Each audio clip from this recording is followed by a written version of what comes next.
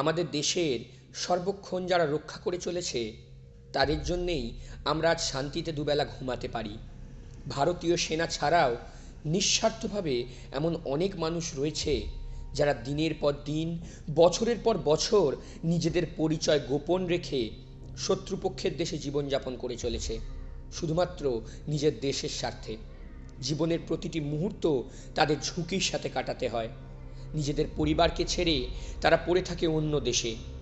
একটা ফোন করতেও অনেক সাবধান থাকতে হয় তাদের, আর আমরা তাদের ব্যাপারে কিছু জানতেও পারি না। এনাদেরই জীবনের কিছুটা অংশ নিয়ে আমাদের পরবর্তী গল্প ডিসকভারি দ্বারা নিবেদিত মিশন কুরবাতের দ্বিতীয় পর্ব সাদে সারাদ।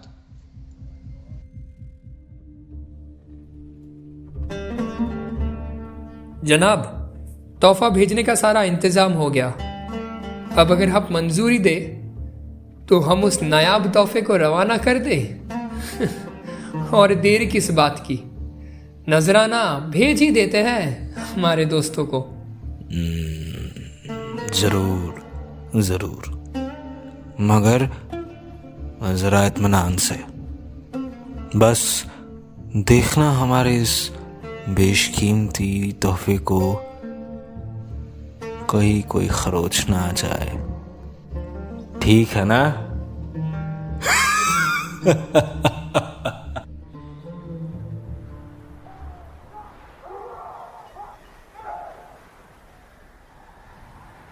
স্যার, চা। জায়গাটা আর্মি বেস ক্যাম্প। বেশ কয়েকজন অফিসার অনেকক্ষণ ধরে বসে চাপা স্বরে কিছু আলোচনা করছিলেন। একজন ভৃত্যস্থানীয় লোক এসে সকলের দিকে চা এগিয়ে দিতেই প্রত্যেকে এক এক করে চায়ের মগ তুলে নিলেন। সবার মুখে এক রাশ কালো ধোঁয়াশা। এই শীতার্ত থমথমে গম্ভীর পরিবেশে প্রত্যেকের মুখে স্বল্প সময়ের জন্য যেন নেমে এসেছে গভীর নীরবতা। ওই পাশে তখনও ক্যাপ্টেন গুরপ্রীত এবং army doctor mister Brijesh Kumar Ram এক নাগাড়ে নিরীক্ষণ করে যাচ্ছেন একটা আধ পচা ডেড বডিকে। খুব অল্প সময়ের মাঝেই ঘটে যাওয়া একটা বিব্রতকর ঘটনা যার পর নাই স্তম্ভিত করে দিয়েছে গোটা ইউনিটকে। নীরবতা কাটিয়ে ডক্টর বলে উঠলেন, ক্যাপ্টেন, এই যে পিঠের দিক থেকে আড়াআড়িভাবে দাগটা পেট অব্দি এসে দাঁড়িয়েছে দেখছেন, এটা কিন্তু চাকু দিয়ে কাটা। যত সম্ভব সেটা একটা পকেট নাইফ। মুখের আঘাতটা ভীষণই গুরুতর। কেউ খুব নির্মমভাবে কোনো ভোঁতা অস্ত্র দিয়ে মুখে আঘাত করেছে বারংবার। হতে পারে সেটা কোনো লোহার বস্তু কিংবা বড় কোনো লক। মুখের একটা হাড়ও কিন্তু আর আস্ত নেই, ভেঙে গুঁড়ো গুঁড়ো হয়ে গিয়েছে। এই যে এদিকে দেখুন, ওই যে পকেট নাইফের কথাটা বলছিলাম, আমি নিশ্চিত সেটা দিয়েই ভিকটিমের দুই কান আর ঠোঁট কেটে নেওয়া হয়েছে, আর সেটাও আবার বেঁচে থাকা অবস্থায়। আচ্ছা ক্যাপ্টেন গুরপ্রীত, আপনি শিওর তো ওই ড্রামের ভেতরে আর কিছু নেই? Yes doctor, I am sure. ওই ড্রামে ভিকটিমের বডিটা ওর ওই ডান হাতটাকে বাদ দিয়েই ছিল। আমার মনে হয় ওই ছোট ড্রামে বডিটা ঠিক করে ফিট না করাতে ডান হাতটাকে কেটে তারপর একে ওর ভিতরে চালান করা হয়। আচ্ছা ডক্টর, এর হাতটাকেও কি জীবিত অবস্থাতেই? ইয়েস, জীবিত অবস্থাতেই কেটে নেওয়া হয়।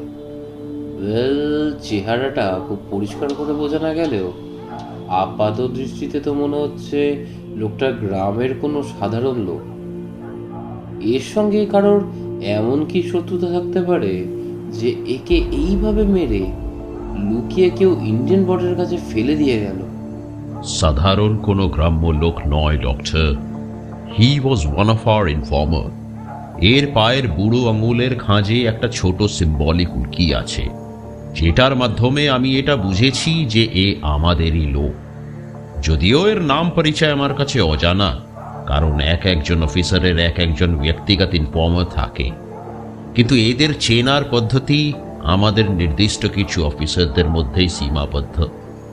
তাই শুধু এইটুকু বুঝতে পারছি যে গত 3 বছর ধরে একটা স্পেশাল মিশনে যে সব ইনফর্মারদের কাজে লাগানো হয়েছে, যারা আমাদের জন্য একনিষ্ঠভাবে কাজ করে চলেছে, আজ অবধি একটাও কোনো ইনফরমেশনে ভুল থাকেনি যাদের, তাদের মধ্যেই একজন। কিন্তু আজ যা হলো, এই থেকে এটা স্পষ্ট যে আমাদের ফিট করা নেটওয়ার্কিং সোর্সের হাল হাকিকত এখন শত্রুপক্ষের হাতের মুঠোয়। এখন শুধু কিছু সময়ের বিলম্ব। এইভাবে একে একে সমস্ত ইনফর্মারের বডি আসতেই থাকবে। My goodness, all of you should be very careful, captain. Captain গুরপ্রীতের মুখ থেকে বেরিয়ে এলো এক হতাশাব্যঞ্জক দীর্ঘ নিঃশ্বাস। তার মস্তিষ্কের শিরা উপশিরায় এখন জাঁকিয়ে বসেছে আসন্ন সম্ভাব্য গূঢ় বিপদের আতঙ্ক। কি হতে চলেছে এরপর? ভবিতব্য কি সত্যি তাহলে ভীষণ কঠিন? না, তিনি আর বেশি কিছু ভাবতে পারলেন না। কিছুক্ষণের মধ্যেই ডক্টরের থেকে বিদায় নিয়ে উঠে গেলেন সেখান থেকে। বাইরে এসে একটা সিগারেট ধরিয়ে ডেকে পাঠালেন এক অফিসারকে। আর কিছু ধরতে পারলে মেরা? স্যার, ওই তাবিজটার ব্যাপারে আর বিশেষ কিছু তেমন উদ্ধার করা গেল না, কিন্তু যে লকেটটা পাওয়া গিয়েছে সেটা বেশ ইন্টারেস্টিং আছে। লকেটের ভিতর থেকে একটা খুব পুরানো কাগজের টুকরো মিলেছে। কাগজের টুকরো? তাতে কি আছে? সেরকম কিছু না, যদিও কাগজে ওই কেবল গুটি কয়েক ডট চিহ্ন আর ওর সঙ্গে কিছু স্ট্রেট লাইন আঁকা। মনে হয় কোনো বাচ্চার করা আঁকিবুকি আছে। হতে পারে লোকটাকে যখন তুলে আনা হচ্ছিল তখন হয়তো বেচারা নিজের ছোটা ছেলে বা মেয়ের হাতের করা এই আঁকিবুকির টুকরাটা সঙ্গে নিয়ে নেয়, তারপর হয়তো লকেটে পুরে রাখে স্মৃতি হিসেবে। মেহেরার কথা শুনে গুরপ্রীতের চোখে যেন অগ্নি সংযোগ ঘটল। হঠাৎই যেন এক ধাক্কায় ওলট পালট হয়ে যেতে থাকলো বাতাসের দিশা। তবে কি এবারে পরিস্থিতি হাতের বাইরে চলে যাবার আগেই মিলবে কোনো সুরাহা? না বড্ড দেরি হয়ে গেল এই সুলুক সন্ধান মিলতে? তিনি দাঁত খিচিয়ে মেহেরার উদ্দেশ্যে ঝাঁঝিয়ে বলে উঠলেন, what nonsense! Don't talk rubbish! যদি ধারণা না থাকে তাহলে প্লিজ নিজের মন মতন কোনো থিওরি খাড়া করো না মেহরা। ওই কাগজে থাকা জিনিসগুলো স্রেফ আঁকি বুকি নয়, ওটা Morse code, one type of code language. As soon as possible ওটাকে ডিকোড করার ব্যবস্থা করো। কুইক! আর কাল বিলম্ব না করে তৎক্ষণাৎ সেই কাগজের ছবি পাঠানো হলো দিল্লিতে। হেডকোয়ার্টার থেকে মর্স কোডটা ডিকোড হয়ে আসতে বেশি সময় লাগলো না। যে সূত্রটা উদ্ধার হলো সেটা প্রকৃত অর্থ বা তার উদ্দেশ্যটা ঠিক কী হতে পারে সে সম্পর্কে কেউ বিন্দু বিসর্গ ধারণা করতে পারল না। উদ্ধৃত লাইনটি ছিল একটা বাংলা গানের লাইন, পরিচিত এক রবীন্দ্রসঙ্গীতের অংশ। ভেঙে মোর ঘরের চাবি নিয়ে যাবে কে আমারে।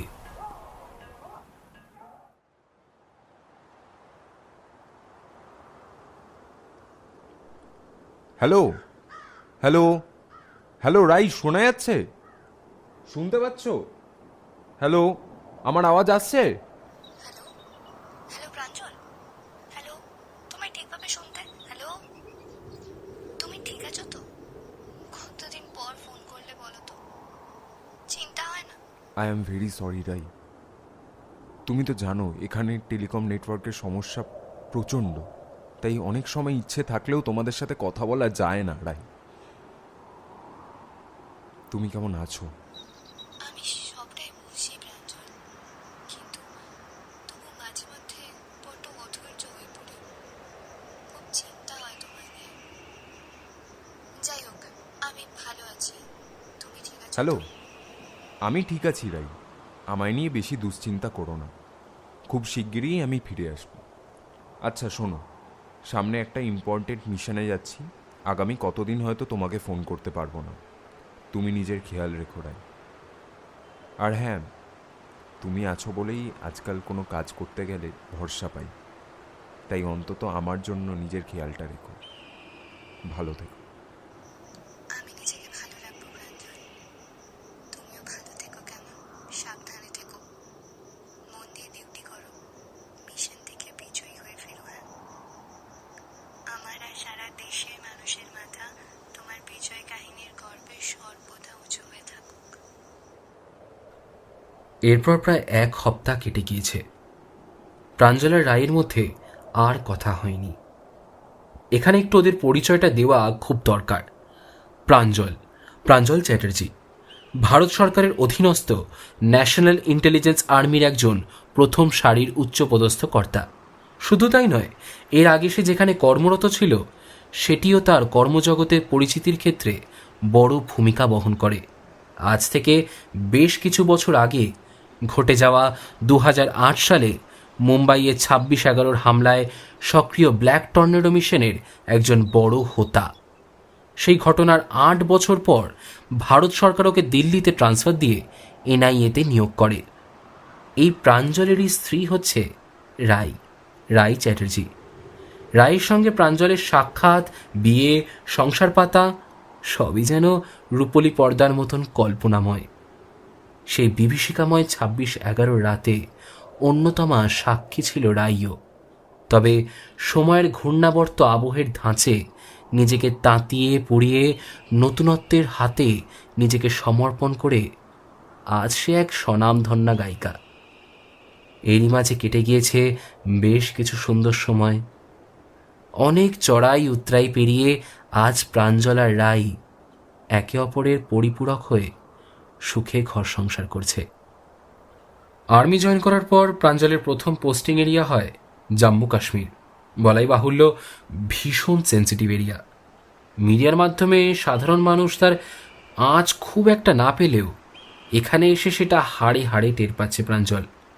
কখনো চলন্ত গাড়ির দিকে তাক করে গ্রামবাসীরা ইট পাথর ছুঁড়ে মারে, তো কখনো আবার কিছুজন অফিসারদের নামে নিগ্রহ করার অভিযোগ এনে ভুয়ো নালিশ ঠুকে দেয়। যদিও কয়েক মাস বেশ অনেকটাই মানিয়ে নিয়েছে সে, শুধু দিনান্তে বাড়ির জন্য গভীর চিন্তা থেকে যায় এই যা। রায়কে যে বড্ড ভালোবাসে প্রাঞ্জল।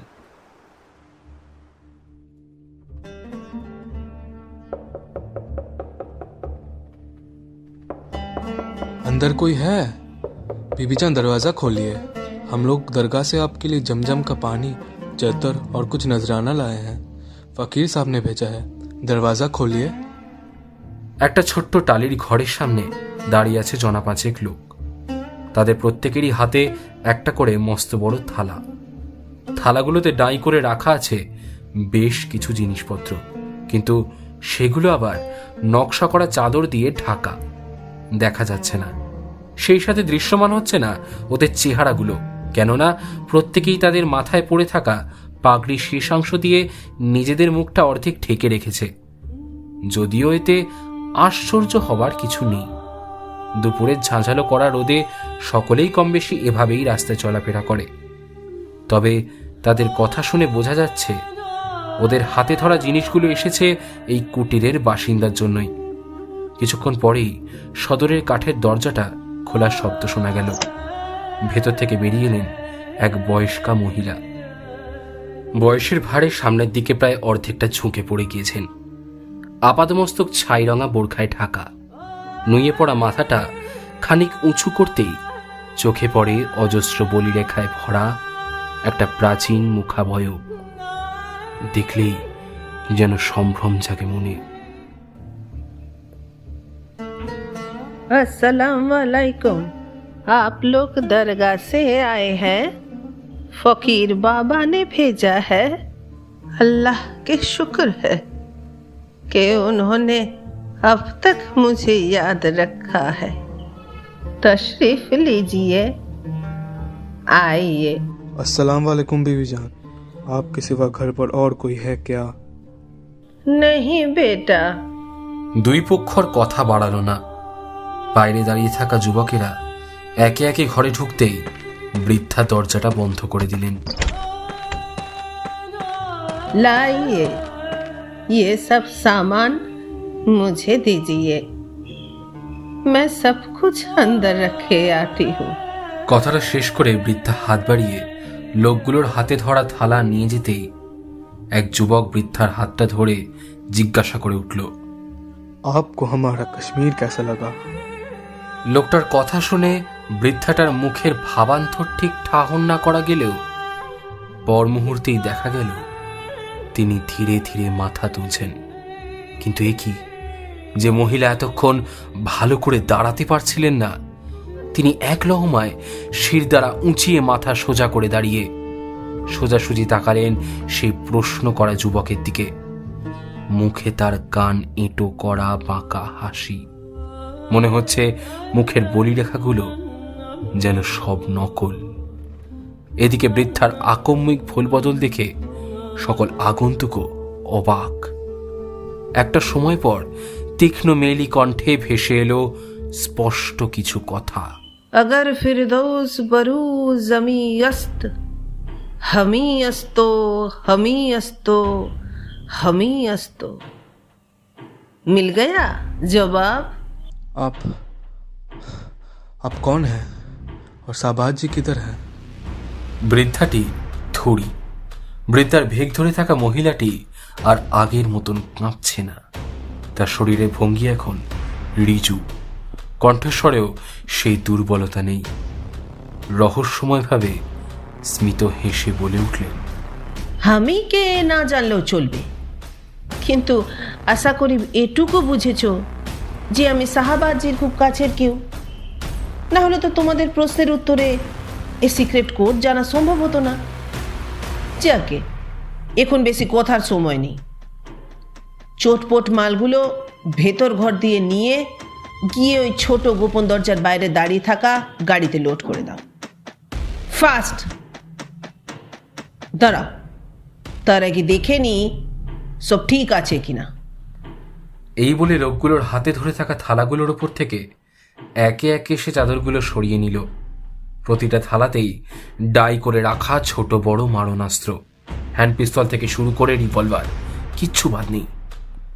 1 2 3 4 চারটে থালার জিনিসপত্র ভালোভাবে দেখে নিল সে, কিন্তু গ্রেনেড আর বুলেটসগুলো এখনো চোখে পড়ল না তো।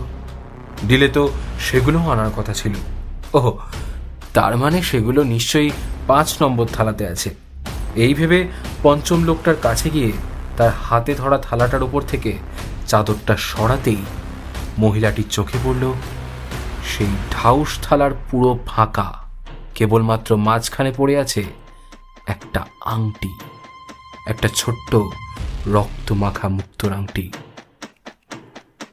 মুহূর্তে রক্তাভ হয়ে উঠল মহিলাটির 2 চোখ। পঞ্চম লোকটার দিকে চকিতে তাকিয়ে বিকৃত মুখে চেঁচিয়ে উঠল সে, সালা বেঈমান! মুহূর্তের মধ্যে যেন রীতিমতন মঞ্চস্থ হয়ে গেল কোনো নাটক। বাকি 4 যুবক প্রথমটায় পরিস্থিতি অসঙ্গতি ধরতে না পারলেও পরেক্ষণেই চটকা ভাঙতে তারা বুঝে গেল তাদের সঙ্গে আসা পঞ্চম ব্যক্তিটি তাদের দলের কেউ না, বহিরাগত শত্রু। কিন্তু ততক্ষণে অনেক দেরি হয়ে গেছে। গোটা বাড়িটাকে ঘিরে ফেলেছে সশস্ত্র বাহিনী। মহিলাটা নিজের রিভলভারটা তাক করে উঁচিয়ে ধরার আগেই তাকে বাগে এনে ফেলল পঞ্চম যুবক, অর্থাৎ বহিরাগত লোকটি। বাকি 4টে লোক নিরস্ত্র অবস্থায় এখানে এসেছে, কারণ তেমনই ডিলের শর্ত ছিল। তাছাড়া গায়ের জোরে আর্মি বাহিনীর সঙ্গে লড়েও কোনো লাভ নেই, ওরা জালে আটকা পড়ে গিয়েছে। অগত্যা ওদের আত্মসমর্পণ করা ছাড়া কোনো উপায় নেই। কি করেছিস তুই শাহবাজের সঙ্গে? ওর আংটি তুই কোথায় পেলি? ওতে রক্ত লেগে কেন? মেরে ফেলেছিস না? ওকে তোরা মেরে ফেলেছিস না? ছাড়বো না, আমি তোদের কাউকে ছাড়বো না। দেখুন, আমরা রক্ষী, প্রকৃতপক্ষেই রক্ষক। আপনাদের মতন রক্ষকের বেশে সাধারণ মানুষের জীবনের ভক্ষক আমরা নই। বহুদিন ধরেই আপনাদের গোটা টিমটাকে ধরা আমাদের টার্গেটে ছিল। আমরা ঠিকই জানতাম আজকের আর্মস ডিলটা ফাইনাল করার কথা খোদ শাহবাজের থাকলেও সে নিজে আসার বোকামিটা কখনোই করবে না। কাছের কোনো বিশ্বস্ত লোককেই সে পাঠাবে, আর প্রতিবারের মতন এবারও সে ছদ্মবেশে লোকের চোখের সামনেই কোথাও থাকবে, আর ওর প্রকাশ্যে থাকার ব্যাপারটা আমরা যাতে কল্পনা করতে না পারি আর ওকে ধরতে ব্যর্থ আমরা হই। কিন্তু হায়, শেষমেশ ওকে আমরা ওর সাগরেদ সমেত ধরেই ফেললাম চেকপোস্টের কাছে, আর আপনাকে সহ এই গোটা বাকিদের টিমটাকে এই বাড়িতে ফাঁদে ফেললাম। এখন সাপ্লায়ার বায়ার সকলেই আপনারা আমাদের হাতের মুঠো। আর হ্যাঁ, চিন্তা করবেন না, এখনো অবধি বেশি কিছু করা হয়নি শাহবাজের সঙ্গে। পালাতে চেষ্টা করেছিল, তাই হাতে গুলি করেছিল। আংটিতে যে রক্তটা লেগে রয়েছে ওটা তারই। এখন চলুন আমাদের সঙ্গে। আর হ্যাঁ, ঠিক কেমন করে শিকারের জন্য আমরা ফাঁদ পেতেছিলাম সেটা না হয় খোদ শাহবাজের সাথে, মানে আপনার হাজবেন্ডের কাছ থেকেই জেনে নেবেন। এখন চলুন।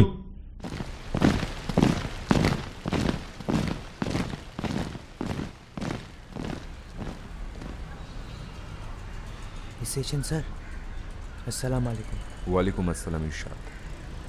প্রথমেই ধন্যবাদ জানাই তোমাকে, কারণ তোমার প্রথম কাজটাই তুমি খুব ভালোভাবে করেছো। তুমি যখন প্রথমে আমার কাছে আর্মস ডিলিংয়ের খবরটা নিয়ে এসেছিলে, তোমাকে তো আমি বিশ্বাসই করে উঠতে পারছিলাম না। আর বুঝতেই পারছো যে আমাদের প্রফেশনে এটা অত্যন্ত একটা স্বাভাবিক বিষয়। তারপর অনেক দিনের প্ল্যানিং প্লটিংয়ের পর আলটিমেটলি যখন তোমার দেওয়া টিপে আজকের মিশনটা সাকসেসফুল হলো, ওদের সকলকে ধরতে পারলাম, তখন তোমার কথা ভেবে আমার খুবই ভালো লাগছিল। শুক্রিয়া বলে ছোট করবেন না স্যার, যা করেছি নিজের মুলকের জন্যই করেছি।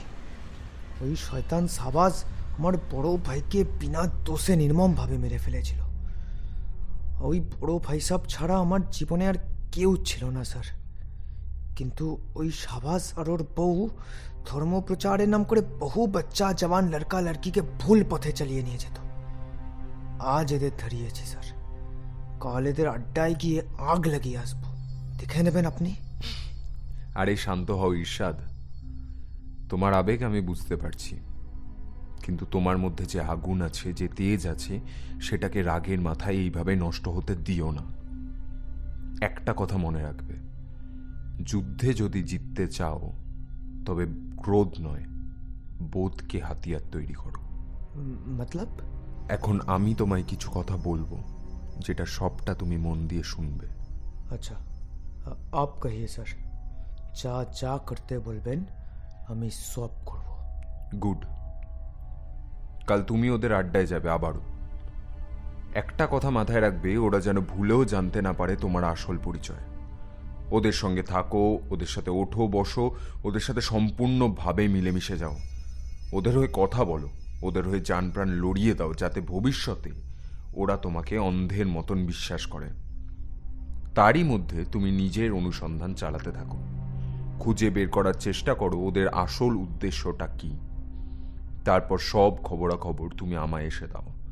আমি কথা দিচ্ছি, কোনো আঁচ আসতে দেবো না তোমার গায়ে। এবার তুমি বলো, তুমি এই কাজ করতে রাজি? দেখো, কোনো জোর জবরদস্তি নেই, পূর্ণ স্বাধীনতা আছে। তুমি চাইলে এই প্রস্তাব থেকে পিছু হটতে পারো, আমি কিছু মনে করব না। কিন্তু ইরশাদ, একবার যদি এতে ইনভলভ হয়ে যাও তবে কিন্তু আর বেরোনোর রাস্তা নেই। তাই খুব ভেবে চিন্তে উত্তরটা দাও, প্রয়োজনে সময় নাও, তারপর না হয়। এতে ভাববার কিছুই নেই, প্যার আমি অনেক আগেই বাড়িয়ে দিয়েছি স্যার, আর পিছু হটবে না আমার প্রতিজ্ঞা। আমি রাজি স্যার আপনার প্রস্তাবে, কিন্তু কিন্তু ওরা যদি আমায় সন্দেহ করে?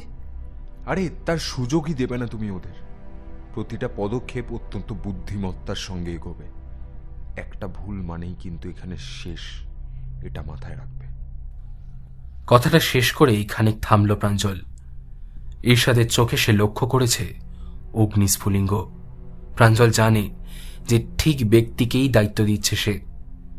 এদিকে ছোটখাটো গোষ্ঠীগুলো কখনোই সন্দেহ করবে না ঈর্ষাদকে, কারণ একে তো সে খোদ স্থানীয় একজন, তার উপর বয়স অল্প। এমন একটি ছেলে যে ইনফর্মার হতে পারে কিংবা এতটা বুকের পাটা হতে পারে, ওদের ডেরায় ঢুকে ওদেরই খবরাখবর বাইরে চালান করছে, সেটা ওদের কল্পনা অতীত। তাছাড়া এরকম স্থানীয় অল্প বয়সী ছেলে বরাবর সন্ত্রাসবাদী সংগঠনগুলোর খুব পছন্দ, কারণ এদের ব্রেন ওয়াশ করে নিজেদের মতন কাজ করিয়ে নেওয়া যে খুব সহজ ব্যাপার। সেজন্য এমন ছেলেপিলেকে ওরা ধরে বেঁধে আনে। সেখানে তো ঈর্ষাদ নিজে থেকে গেল, ওরা লুফে নেবে ওকে। শরীরটা থরথর কাঁপছে প্রাঞ্জলের, মাথার ভিতরে ঘুরপাক খাচ্ছে অনেক চিন্তা। আর কিছু সময়ের মধ্যেই ঠিক কি দেখতে চলেছে সে, যেটা ভাবতে পারছে না, সেটাই দেখবে নাকি শেষবারের জন্য হলেও কোনো মতে শেষ রক্ষা হয়েছে। কিন্তু এইমাত্র ফোনে যা যা জানতে পারল তার গভীরতার গাম্ভীর্যতা সম্পর্কে বুঝতে খুব একটা অসুবিধা হয় না। কাজের সূত্রে এমন পরিস্থিতির সঙ্গে ওকে আগেও মোকাবিলা করতে হয়েছে, কিন্তু এইবারের ব্যাপারটা অধিক গুরুতর। আর বেশিক্ষণ দাঁড়ায় না সে, রওনা দেয় কাশ্মীরের দিকে। যত তাড়াতাড়ি সম্ভব সেখানে পৌঁছে কিছু সন্দেহের নিরসন করা খুব দরকার।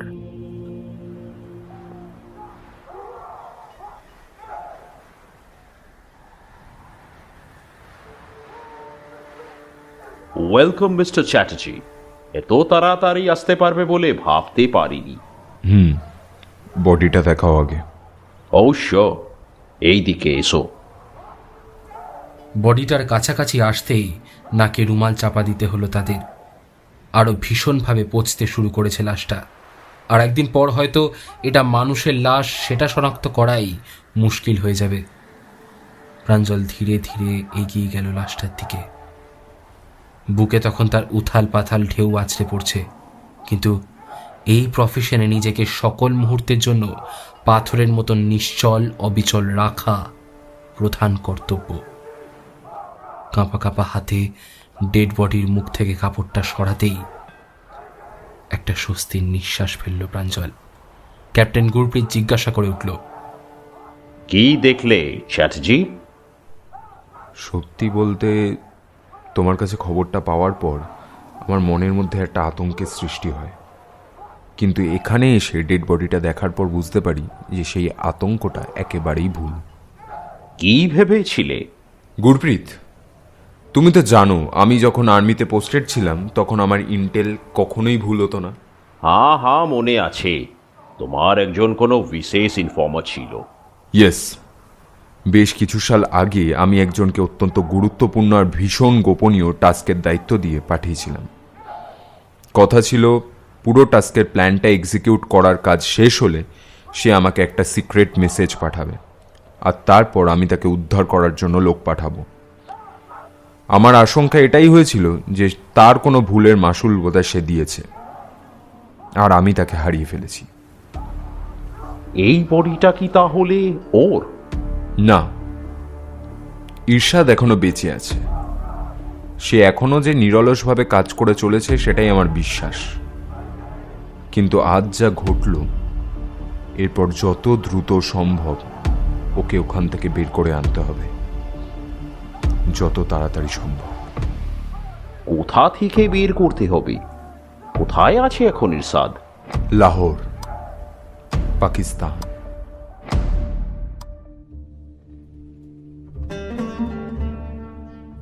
अरे इरशाद मियाँ। अरे भाईजान, कहिए कहिए, आप क्यों आने की तकलीफ की? जिस नाचीज को ही बुला लेते, हम दौड़ के चले आते। मियाँ, आप अभी भी नहीं बदले। इतना मीठा बोलना तो कोई आपसे सीखे। हाँ, तो जिसलिए मैं आया था, जरा हमारे साथ चलने की थोड़ी तकलीफ करेंगे? जफर साउद जी ने आपको याद किया है। ভিড় থেকে বেরিয়ে এসে আগন্তুকের সঙ্গে ঈর্ষাদ এগিয়ে চলে বাড়ির ভিতর। বেশ কয়েক বছর হলো ঈর্ষাদ এখন পাকিস্তানেরই অধিবাসী। এখানকার এক সংগঠন বাহিনীর ঠিকানাতেই ওর বাড়ি। সংগঠনের প্রতিটা লোক পরিবারের সদস্যের মতো ঈর্ষাদকে দেখে শুনে রেখেছে এতদিন। এই সংগঠনের মালিকের নাম জাফর সাইদ। তিনি ঠিক কি কাজ করেন বা তার প্রতিষ্ঠিত বাহিনী বা ঠিক কোন কোন কাজের সঙ্গে যুক্ত, সেটা বোধহয় ঈর্ষাদের অবস্থান দেখে আর বলার অপেক্ষা রাখে না। ঈর্ষাদ পেরেছে ক্রমে ক্রমে এদের বিশ্বাসভাজন হয়ে উঠতে। জাফর সাইদ নিজের ছেলের মতন ভরসা করে ঈর্ষাদকে। দিনে দিনে ঈর্ষাদ যেন আরো কাছের হয়ে উঠছে তার। मुझे आप बुलाए थे जाफर साहब?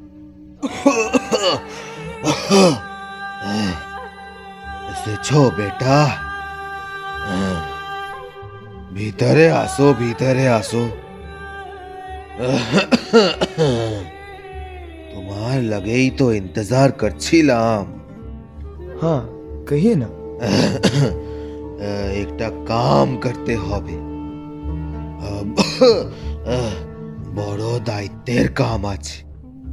তুই পারবি বেটা? हाँ জাফর সাহেব, হুকুম করুন আপনি। আমাদের ধর্মকে বাঁচিয়ে রাখার জন্য যে জঙ্গ আপনি লড়ছেন, তার জন্য আমি যে কোনো কাজ করতে প্রস্তুত আছি। আপনি बस হুকুম করুন एक बार। इरशाद, क्या ये सच बात है कि तू यार साबा একে অপরকে ভালোবাসিস? জাফর সাইদের মুখে আচমকা এই কথাটা শুনে চমকে ওঠে ঈর্ষাদ। এক লহমায় যেন গলাটা শুকিয়ে কাঠ হয়ে গেছে ওর। এক ছত্র সিক্ততা নেই ওর এই কণ্ঠনালীতে। ভয় বুক কাঁপছে। না জানি ওর উত্তর শুনে জাফর সাহেবের কি প্রতিক্রিয়া হবে। ওকে নিরুত্তর দেখে জাফর সাইদ দুর্বল গলায় আবার বলে উঠলেন, কি রে বেটা, খামোশ আছিস কেন? বল বল, সচ বাতটা বল। তো সবাকে ভালোবাসিস? हाँ জাফর সাহেব, বাসি। তুই জানিস না, তুই জানিস না ইরশাদ, যে আমার বেটি সবাকে সাথ আমার ভাতিজা আকিবের নিকাহ ঠিক হয়েছে? জি জনাব, সেটাও জানি। তো ফের? কথার উত্তর দেয় না ঈর্ষাদ। একটা একটা করে প্রহর গুনতে থাকে সে। সাবা আর ঈর্ষাদ যে একে অপরকে কখন ভালোবেসে ফেলেছে তা ওরা জানে না। ওদের ভালোবাসায় কোনো বারুদের গন্ধ নেই, নেই কোনো প্রতিশোধের লোলুপতা। ঈর্ষাদের মনে সাবার প্রতি কোনো ছলনা নেই, আছে শুধু সত্যিকারের ভালোবাসা। ওদের বন্ধন সমস্ত কূটনৈতিক সম্পর্কের ঊর্ধ্বে। ওরা দুজন শুধু সারা জীবন একে অপরের সাথে থাকতে চায়। যে দৃঢ় সংকল্পকে রূপ দিতে ঈর্ষাদ ঝুঁকি নিয়ে আজ এখানে এসেছিল, সেই এই রকমই তেজ, দৃঢ়তা আর দায়িত্ববোধ তার জন্মে গেছে সাবার প্রতিও। আজ সে তার দেশের সঙ্গে সঙ্গে সাবার জন্য সব কিছু করতে প্রস্তুত। চোয়াল শক্ত করে বিনম্র স্বরে মুখ খুলল ঈর্ষাদ। অস্ফুট স্বরে বলে উঠল, জনাব, আসল মে এই নিকাহ ঠিক হওয়ার অনেক আগে থেকেই আমি আর সাবা একে অপরকে। তাহলে তাহলে এই বাত আমার থেকে লুকিয়েছিলিস কেন কেন বেটা? আবার নিরুত্তর হয়ে যায় ঈর্ষাদ। লস্করি তৈবার দৌড়দণ্ড প্রতাপ জাদ্রের লিডার যে নিজের মেয়ের প্রতি এতটা দুর্বল হতে পারে সেটা কেউ ভাবতেই পারেনি। বৃদ্ধ জাফর সাইদ মুচকি হাসলেন। তার মুখ দেখে মনে হচ্ছে তিনি বেশ খুশি। আকিবের সঙ্গে নিকাহ খারিজ করে তিনি নিজের মেয়ে সাবার হাত ঈর্ষাদের হাতেই দেবেন বলে মনস্থ করলেন। ঈর্ষাদ তার মনে চলতে থাকা ঘূর্ণিঝড়ের দিক ঠিক নির্ণয় করে উঠতে পারছে না তখনও। একটা মিশ্র অনুভূতি তার রন্ধ্রে রন্ধ্রে সাপদের মতো ছুটে বেড়াচ্ছে। क्या हुआ? তোমার চেহারা দেখে মনে হচ্ছে তুমি খুশ হওনি। একটা মিহি কণ্ঠস্বরের আওয়াজ পেয়ে চটকা ভাঙল অন্যমনস্ক ভাবে অন্য কিছু ভাবতে থাকা ঈর্ষাদের। সামনে তাকাতেই সে দেখল সাবা দাঁড়িয়ে আছে। আসন্ন খুশির দিনগুলোর কথা ভেবে তার সুন্দর মুখখানা যেন আরও রাঙা হয়ে উঠেছে। কিন্তু পরক্ষণেই ঈর্ষাদের চিন্তাগ্রস্ত মুখাবয়ব দেখে সাবার চোখেও যেন দুশ্চিন্তার কালো মেঘ ঘনাচ্ছে ধীরে ধীরে। সাবা, তুমি এসেছো? আও बैठो। আর কে বললো সাবা আমি খুশ নই? আমি খুব খুশি সাবা। मैं बहुत बहुत बहुत खुश हूँ। झूठ বলছো তুমি ইরশাদ। তোমার দিল মে কিছু একটা চলছে। কোনো একটা দুর্ভাবনা তোমায় কুড়ে কুড়ে খাচ্ছে। আমায় বলবে না তোমার মনের দুঃখটা? আহা, তুমি ভুল ভাবছো সাবা। আসল মে ইতনা জলদি এত সহজে সমস্ত পরিস্থিতি আমাদের এই সম্পর্কটাকে মেনে নেবে সেটা আমি ভাবতে পারিনি সাবা। তাই একটু অবাক হয়েছি, और कुछ नहीं। फिर झूठ। मुझे तुम धोखा नहीं दे सकते इरशाद। मुझे पता है তুমি ভাবছো পুরোপুরি অন্য কিছু একটা ব্যাপার নিয়ে। ना सबा ना, मैं सच बोल रहा हूँ यार, अल्लाह कसम। আর কথা বাড়ায় না সাবা। ঈর্ষাদ এগিয়ে এসে সাবাকে পরম ভালোবাসার সঙ্গে জড়িয়ে ধরে। একে অপরের উষ্ণ অনুভূতি সঞ্চারিত হয় পরস্পরের মধ্যে। মনে অনেকটা খুশি থাকলেও বেশ ভয় করছে এবার ঈর্ষাদের। এতদিন তো তার জীবনে পিছুটান বলে কোনো বস্তু ছিল না, তাই ভয় বলে কোনো কিছুই তার ধারে কাছে কখনো ঘেঁষতে পারেনি, তাই সে মরতেও ভয় পেত না। কিন্তু আজ যে সাবা ওর জীবনে বেঁচে থাকার একমাত্র সম্বল, ইচ্ছে, বাসনা, কখনো যদি এমন হয় যে ওর লক্ষ্য আর সাবার মধ্যে যে কোনো একটাকে বেছে নিতে হবে, তখন কি করবে ঈর্ষাদ? জানো তো इरशाद, मुझे बहुत डर लग रहा है, बहुत डर। डर? डर किस बात का? मुझे नहीं पता इरशाद, কারণটা তোমায় ঠিকভাবে বলতে। अच्छा छोड़ो এখন এসব, मैं चलती हूँ। हाँ, কেউ দেখে ফেললে তখন। খুদা হাফেজ। এই বলে দুরন্ত হরিণীর মতো চপল পায়ে ঘর ছেড়ে ছুটে বেরিয়ে গেল সাবা। ওর যাবার পথের দিকে তাকিয়ে আপন মনেই হেসে উঠল ঈর্ষাদ। সত্যি মেয়েটার মন এখনো বাচ্চা সুলভ। যেমন করেই হোক সাবাকে ওকে ভালো রাখতে হবে, রাখতেই হবে।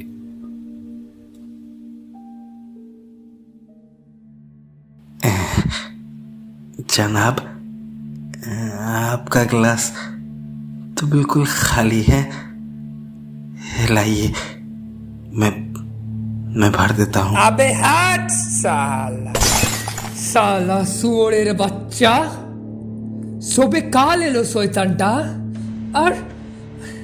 আর এসে কিনা মাথায় চড়ে বসে গেল। কথাটা বলতে বলতে আকিবের চোখ দুটো থেকে যেন গনগনে চুল্লির তাপের মতো গরম আঁচ ছড়িয়ে পড়ছে। মাথার ভিতরে তার উথাল পাথাল ঢেউ আছড়ে পড়ছে। এত দূর ব্যাপার, তাহলে এত দূর গড়ালো শেষমেশ। তীরে এসে তড়ি ডোবা শুধুমাত্র তার ভাগ্যেই কেন থাকবে? কেন?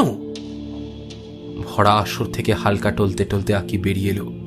পকেট থেকে মোবাইল ফোনটা বের করে একটা নম্বর ডায়াল করতেই ফোনের ওপার থেকে একটা খসখসে কর্কশ গলা ভেসে এলো। अस्सलाम वालेकुम आकिब भाई, सब इंतजाम बखूबी से हो गया।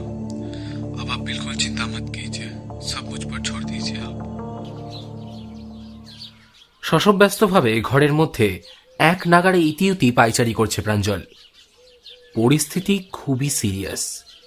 কখন কিভাবে ঈর্ষাদকে ঠিকঠাক মতো রেস্কিউ করা যায় সে কিছুই বুঝে উঠতে পারছে না। মাথার মধ্যে হাজারো দুশ্চিন্তা ঘুরপাক খাচ্ছে। ইতিমধ্যে একটা চাকর এসে ওকে চা দিল। অন্যমনস্ক ভাবে সে এক হাতে চায়ের কাপটা তুলল। কি গো, কি ভাবছো এত? হ্যাঁ, না মানে সেরম কিছু না, ওই জাস্ট। তুমি চাইলে আমার সাথে শেয়ার করতে পারো, maybe I can help you. Rai, আমি কিছুতেই বুঝে উঠতে পারছি না যে কিভাবে প্ল্যানটাকে এক্সিকিউট করব। আগের থেকে যে কল্পনা করে রাখিনি তা নয়, কিন্তু একটা নয় একাধিক প্ল্যান সাজিয়েছিলাম সেই সময়। কিন্তু পরিস্থিতি এখন এমন একটা পর্যায়ে নিয়ে এসে আমাকে দাঁড় করিয়েছে যে সেই প্ল্যানগুলোকে এখন স্রেফ আস্তা করে ছুঁড়ে ফেলে দেওয়াটাই বাকি আছে। কি প্রচণ্ড হেল্পলেস লাগছে আমার রাই, ভীষণ হেল্পলেস লাগছে। কি যে করব বুঝেই উঠতে পারছি না কিছুতে। প্রাঞ্জল ইতিমধ্যে কাশ্মীর থেকে ফিরে গোটা ব্যাপারটা জানিয়েছে রাইকে। রাইও সবটা শুনে বেশ চিন্তায় পড়ে গেছে। কিন্তু প্রাঞ্জল যে এইভাবে হতাশ হয়ে পড়বে, কোনো উপায় বের করে উঠতে পারবে না, তা সে ভাবেনি। রাই কিছু একটা বলতেই যাচ্ছিল প্রাঞ্জলকে, আর ঠিক সেই সময় শ্যামলী, দেখ তো কে এলো। রাইয়ের কথা শুনে কাজের মেয়েটি দরজা খুলতে এগিয়ে গেল। কিছুক্ষণের মধ্যেই ফিরে এসে বলল, ও দিদি, একজন ভদ্রলোক এসেছেন, বলছেন প্রাঞ্জল বাবুর সঙ্গে দেখা করতে চান। নাম কি বললেন? কি যেন বাবু একটা বললেন, মনে পড়েছে, সঞ্জীব শ্রীবাস্তব। আরে তাড়াতাড়ি যা, শিগগিরই ভেতরে নিয়ে আয় ওনাকে। রাই প্লিজ, আরেক কাপ চা প্লিজ। চা তো এক্ষুনি আনছি। কাজের মেয়েটি অতিথিকে আনতে চলে গেল। ওদিকে রাইও উঠে গেল চা বানাতে। পরক্ষণেই ঘরে ঢুকলেন আগন্তুক mister Sanjeev Srivastava, NIA chief. স্বয়ং প্রাঞ্জলের বাড়িতে এসেছেন। তাকে দেখে প্রাঞ্জল রীতিমতো ব্যস্ত হয়ে পড়ল। আরে চ্যাটার্জি, ইতনা তকলিফ মত লো, আসল কথা নিয়ে আগে ডিসকাস করি চলো। তা বলছি, এক্সট্রাকশন নিয়ে কিছু ভাবলে? নতুন করে কি আর বলবো স্যার, রীতিমতো ওটাকে নিয়েই হাঁপিয়ে উঠেছি আর কি। মাথা আঁকড়ে এটা নিয়েই সারাদিন ভাবছি। কিন্তু আমি একটা জিনিস কিছুতেই বুঝে উঠতে পারছি না যে একটা লোককে পাকিস্তানের মধ্যে থেকে না হয় উড়িয়ে নিয়ে আসলাম, কিন্তু সেটা যদি কেউ জানতে পারে বা সন্দেহ করে, আমাদের বিরুদ্ধে কোনো না কোনো অ্যাকশন তো তারা নেবেই। After all it's not a matter of joke sir. That's why you are the perfect guy for this job. I am trying my level best, sir. কিন্তু এখনো অবধি কিছু উপায় করে উঠতে পারছি না। বুদ্ধি খাটাও চ্যাটার্জি, বুদ্ধি খাটাও। এমন তো নয় যে তুমি এর আগে কোনো কাম মাঝপথে ছেড়েছ। আজ তক তোমার আন্ডারে সব মিশন সাকসেসফুল হয়েছে, এটাও হবে। By the way, please roll your eyes on this. এই বলে মিস্টার শ্রীবাস্তব ব্যাগ থেকে ল্যাপটপটা বের করে একটা ইমেল খুলে পড়তে দেয় প্রাঞ্জলকে। প্রাঞ্জল এক মনে সেটা পড়তে থাকে। Firefly art and culture society নামে এক আন্তর্জাতিক সংস্থা একটা ইভেন্ট অর্গানাইজ করতে চলেছে পাকিস্তানে। সংস্থার প্রধান আর পাকিস্তানের পিএম এর সম্পর্ক বিশেষ বন্ধুস্থানীয় হওয়ায় এই প্রোগ্রাম করার উদ্যোগ নেওয়া হয়েছে। এমন ইন্টারন্যাশনাল বড় ইভেন্টের ব্যবস্থার নজির খুব একটা দেখা যায় না পাকিস্তানে। বিশ্বের সকল দেশ থেকে প্রতিনিধিরা অংশগ্রহণ করবেন। ইভেন্টটি অনুষ্ঠিত হবে 3 দিন ব্যাপী। পুরোটা পড়ে প্রাঞ্জলের চোখটা ধাতব পাতের অগ্রভাগের মতো চকচক করতে লাগলো। সে উত্তেজিত হয়ে বলে উঠল, this one sir, this one our last chance. ভারতের পক্ষ থেকেও তো নিশ্চয়ই কাউকে না কাউকে পাঠানো হবে, আর তো আমরা তার সাথেই ভেতরে যাওয়ার অনুমতিও হাসিল করতে পারবো আশা করছি। কিন্তু যাবেটা কি স্যার? এরই মধ্যে একটা বড় রেকাবিতে চা ও কিছু সিঙ্গারা এনে ঘরে ঢুকলো রাই। চায়ের কাপগুলো টেবিলে রেখে মিস্টার সঞ্জীব আর প্রাঞ্জলকে সেগুলো খেতে বলে ঘর থেকে বেরিয়ে যেতে যাচ্ছিল রাই, তখনই মিস্টার শ্রীবাস্তব পিছন থেকে ডেকে উঠলেন, মিসেস চ্যাটার্জি, জরা রুকিয়ে। এনআইএ চিফ রায়কে এভাবে থামতে বলাতে প্রাঞ্জল খানিক অবাকই হলো। রায়েরও ভুরুজোড়া ঈষৎ কুঞ্চিত হয়ে পেছনে তাকালো, কিন্তু মিস্টার শ্রীবাস্তবের ঠোঁটের কোণে তখন ধীরে ধীরে ফুটে উঠেছে এক চিলতে হাসি। বুঝতে অসুবিধা হয় না যে আগামী মিশনের লক্ষ্য পূরণের স্বার্থে তার তুখর বুদ্ধিসম্পন্ন মস্তিষ্কে খেলে বেড়াচ্ছে কোনো একটা চতুর পরিকল্পনা।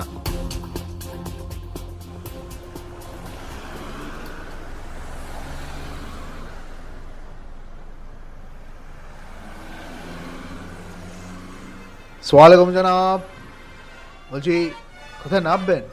প্রায় 1 ঘন্টা হলো বাস আম্বেদকর স্টেডিয়াম টার্মিনালে থেমে আছে।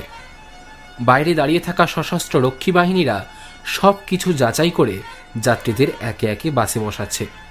এই সময় বাসের ভেতরে বসে থাকা একজন যাত্রী তার পাশের সিটে মাঝবয়সী লোকটার উদ্দেশ্যে প্রশ্নটা করে উঠল, কিন্তু সেই লোকটা বোধহয় প্রথমে প্রশ্নটা শুনতে পায়নি। যেমনভাবে সে মাথা নিচু করে চোখ বুজে ঝিমোচ্ছিল, এখনও ঠিক সেইভাবেই ঝিমোচ্ছে। লোকটা এবারে ঝিমোতে থাকা লোকটার কাঁধে আলতো করে একটা টোকা মেরে আবার ডেকে উঠল, ও জনাব, কিধর যাওগে? আমায় বলছেন? আরে সদিছি নাকি? আমি ভাবলাম কথাটা বুঝতে পারলেন না, তাই উত্তর দিচ্ছিলেন না। আমি জিজ্ঞাসা করছিলাম কোথায় নামবেন। আসলে একটা পথ যাবো তো, চুপচাপ কি আর এতটা সময় কাটানো যায় বলুন তো বাবু। আমি আবার একদম চুপ করে, আমার নাম জিজান কুলকার্নি, এখানকার লোক। আসলে আমি আমার নানাজির বাড়িতে ঘুরে যাচ্ছি, অনেকদিন ধরেই যাওয়া করে ওরিনি। আসলে আমার পয়সা করে সামর্থ্য নাই তো, ডিগ্রি ভাড়া জোগাড় করতে এই দেখুন নিজের কথা বলেই যাচ্ছি। তা বাবু আপনার নাম কি, কি করেন, ঘুরতে যাচ্ছেন নাকি কোনো কাজে? একটানা কথাগুলো বলে হাফ ছেড়ে থামল জিশান কুলকার্নি। ওদিকে তখনও বাসের যাত্রীদের চেকিং চলছে। জিশানের কথা শুনতে শুনতে লোকটা এবারে উঠে বসেছে। তার পরনে একটা আকাশি রঙা পাঞ্জাবি আর সাদা পাজামা। মুখশ্রী বেশ ভালো, গাল ভর্তি কালো দাড়ির জন্য পুরো মুখটা স্পষ্ট না হলেও বুঝতে অসুবিধা হয় না যে লোকটা বেশ মার্জিত ও সম্ভ্রান্ত ঘরের। একচোট হেসে নিয়ে এসে বলল, হ্যাঁ, আমার নাম সোহেব হামিদ আছে।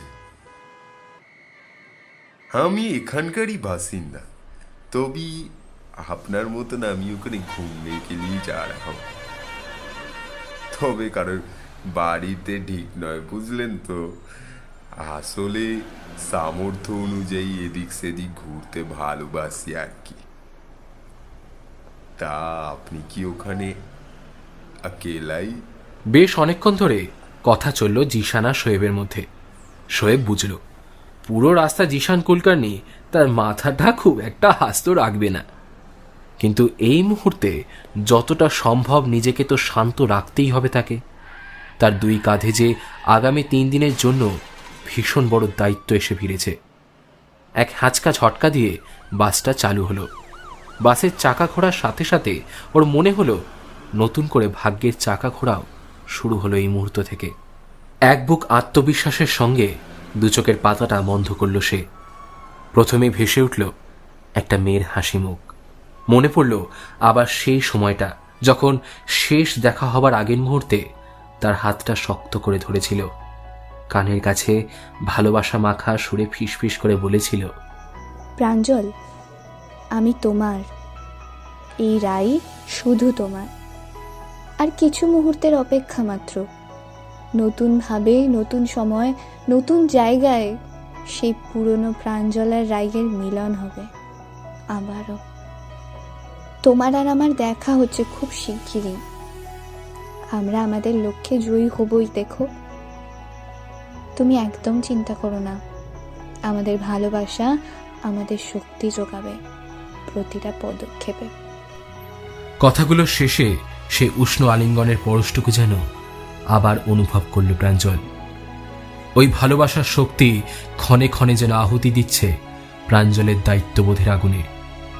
আজ এক নতুন ছদ্মবেশে সে চলেছে অভীষ্ট পূরণের লক্ষ্যে। ওর জন্য অপেক্ষা করতে থাকা ঈশাদকে ওকে বাঁচাতেই হবে। একে একে চারপাশে কংক্রিটের রাস্তা আর সবুজ গাছগাছালি ছাড়িয়ে প্রাঞ্জলের চলন্ত ভাবনার সঙ্গেই যেন গতি মিলিয়ে যাত্রা শুরু করেছে বাসটা। জয়ী হবার পথে প্রাঞ্জলকে আরও এক ধাপ এগোতে সাহায্য করছে দিল্লি থেকে লাহোরগামী বাস সদাই সরহাদ।